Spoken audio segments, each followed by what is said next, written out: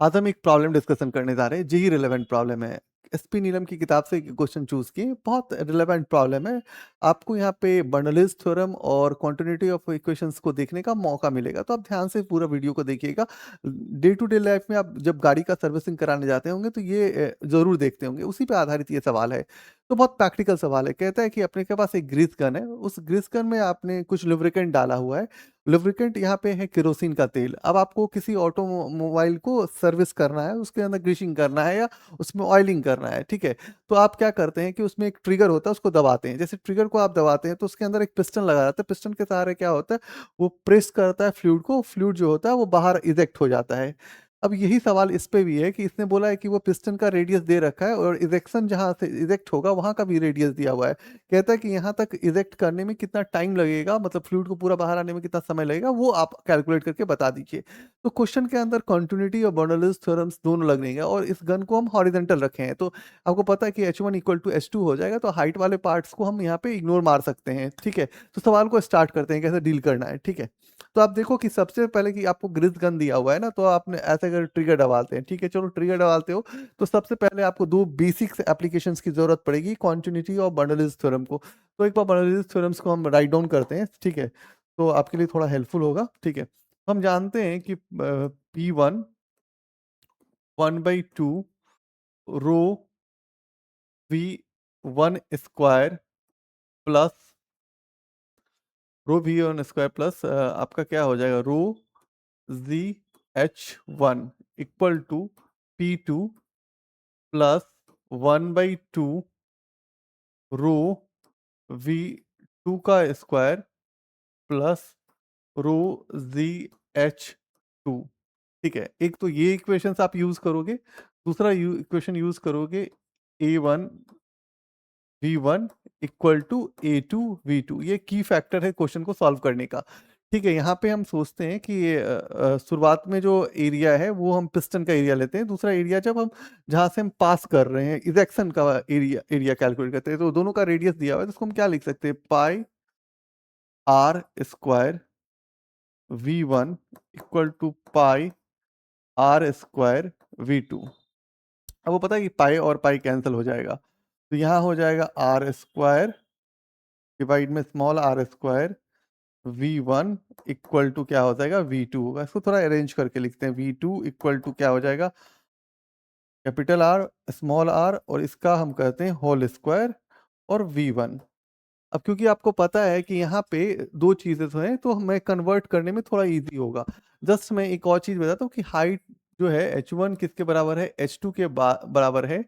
तो यहाँ पे जस्ट कंडीशंस में हाइट वाले पार्ट को आप इग्नोर करिएगा, तो क्या हो जाएगा, P1 plus 1/2 rho V1 square equal to P2 plus 1/2 rho V2 square, ठीक है? अब ध्यान से ये देखना होता है कि मुझे P1 पता करना है, तो P1 इक्वल टू हम लिखते हैं P टोटल। ध्यान से समझिएगा इस बात को। तो P टोटल में क्या होता है, प्रेशर कहाँ का पहले लेना होता है, आप लीजिए प्रेशर एटमॉस्फेरिक का, ठीक है ना? क्योंकि इसमें कुछ एटमॉस्फेरिक वाला पार्ट होगा इसके अंदर, तो एटमॉस्फेरिक लीजिए प्लस आप उस पे क्या कर रहे हैं, प्रेशर जनरेट कर रहे हैं, तो pressure equal to force per unit area होता है। तो यहाँ पे आप प्रेशर जो एक्सटर्नल आप लगा रहे हैं गन के थ्रू, उसको भी इंक्लूड कीजिए, फोर्स पर यूनिट एरिया। जब P2 की बात करोगे तो वो जो आप प्रेशर्स देखोगे वो एटमॉस्फेरिक प्रेशर्स होगा, तो यहाँ पे एटमॉस्फेरिक प्रेशर्स लिखते हैं। अब हम यहाँ पे P1 की जगह क्या लिखते हैं, P atmospheric plus force per unit area, ठीक है, प्लस 1/2 रो V1 स्क्वायर। अब यहाँ पे लिखते हैं P atmospheric plus 1/2 rho V2 का स्क्वायर। अब यहाँ से एटमॉस्फेरिक और एटमॉस्फेरिक को हम कैंसिल कर लिए, ठीक है ना? अब हमारे पास बच गया क्या, तो मेरे पास बचा भाई force per unit area plus 1/2 rho V1 square और यहाँ बचा 1/2 रो V2 स्क्वायर। अब आपको पता है कि यहाँ पे कंडीशंस आपने निकाला था V2 इक्वल टू, तो आपने निकाला क्या है, V2 equal to V1 R और स्मॉल r और इसका होल स्क्वायर निकाला है। ठीक है, चलो आप यहाँ पे करते हैं एडजस्टमेंट।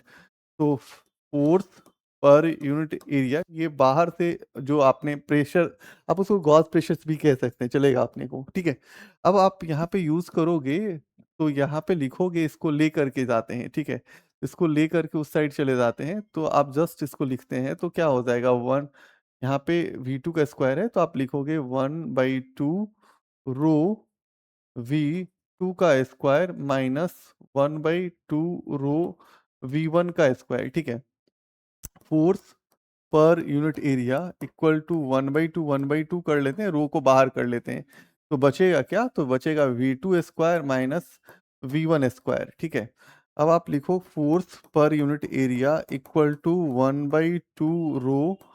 अब आप V2 की जगह क्या लिखोगे, तो यहाँ से कर लो, ये हो जाएगा V1 का स्क्वायर और ये हो जाएगा R पे पावर 4 और R पे पावर 4 माइनस V1 का स्क्वायर। ठीक है, अब यहाँ से V1 वाले पार्ट को बाहर कर लेते हैं, तो फोर्स पर यूनिट एरिया, बहुत मैथमेटिक्स से लग रही है, तो 1/2 रो V1 का स्क्वायर बाहर हो गया, तो ये बचेगा R और स्मॉल r पे पावर 4 माइनस 1।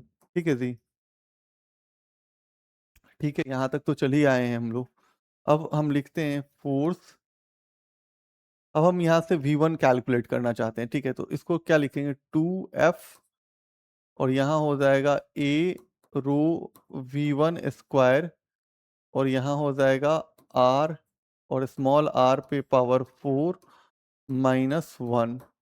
ठीक है, अब यहाँ से V1 कैलकुलेट करते हैं, तो V1 स्क्वायर इक्वल टू कितना हो जाएगा, तो V1 स्क्वायर इक्वल टू हो जाएगा 2F और यहाँ हो जाएगा A डिवाइड में रो और यहाँ बचेगा R और स्मॉल r पे पावर 4 माइनस 1। अभी भी आपका काम बाकी है इस क्वेश्चन के हिसाब से। ठीक है ना, तो यहाँ से V1 निकालो, V1 इक्वल टू क्या हो जाएगा, रूट अंडर हो जाएगा। अब यहाँ पे क्या हो जाएगा, 2F हो जाएगा, यहाँ पे क्या हो जाएगा A 2F, सॉरी 2F ही होगा ना। ठीक है, तो A रो, यहाँ से आप क्या करोगे, R स्मॉल r पे पावर 4 माइनस 1 कर लोगे। ठीक है जी, तो ये तुम्हारा V1 निकल गया यार। थोड़ा बहुत और फिजिक्स तुमको यहाँ पे थोड़ा मैथ्स यूज करना पड़ेगा, चलो यहाँ पे मैथ्स यूज करते हैं। तो अपने को लेंथ पता है, ठीक है ना, तो यहाँ पे हम जनरल थोड़ा सा काम कर ले, तो वेलोसिटी V1 बराबर क्या हो जाएगा, लेंथ बाई टाइम हो जाएगा।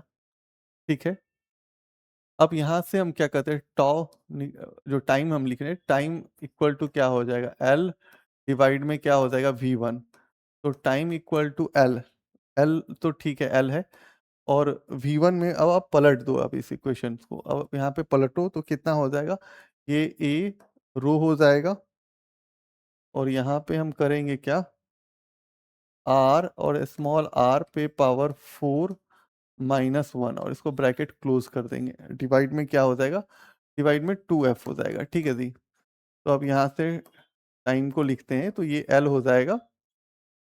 अब यहाँ से सोचना पड़ेगा, यहाँ पे थोड़ा बहुत मैथमेटिक्स है जहाँ पे थोड़ा स्किल चाहिए था कि इसमें कुछ तो कैलकुलेशंस वाले पार्ट को इजी किया जाए। तो सबसे पहले हम सोच ऐसा रहे थे कि ये L तो L ही रहने दीजिए, इसको हम फिर से रूट लिखते हैं, एरिया का मतलब पाई आर स्क्वायर हो जाएगा। ठीक है जी, पिस्टन वाला पार्ट कर देते हैं, इनटू रो कर देते हैं।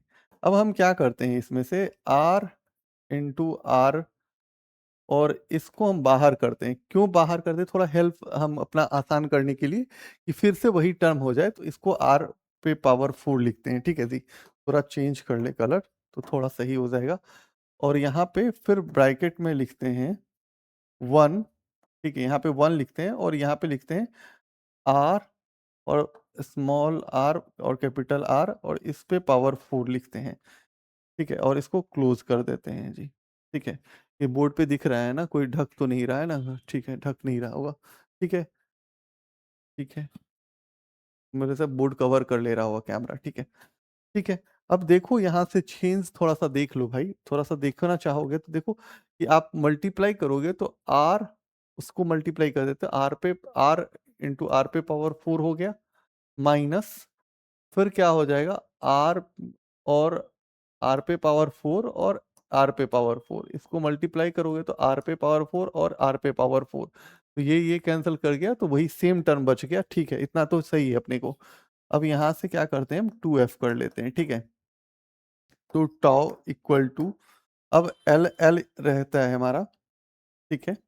अब इसमें से देखो कि क्या बाहर कर सकते हैं, यहाँ आर स्क्वायर है, तो यहाँ क्या हो जाएगा, इसको यदि हम बाहर करें तो यहाँ पे आर हो जाएगा, और यहाँ पे क्या हो जाएगा, कैपिटल आर और स्मॉल आर, और इसका होल स्क्वायर हो जाएगा, और तो कुछ नहीं बचेगा, नहीं और कुछ नहीं बचेगा। अब यहाँ पे रूट लिखते हैं, यहाँ पे रूट लिखते हैं, ठीक है। अब यहाँ पे क्या बच गया, तो पाई बच गया, रो बच गया, ठीक है, और 2f बच गया, ठीक है।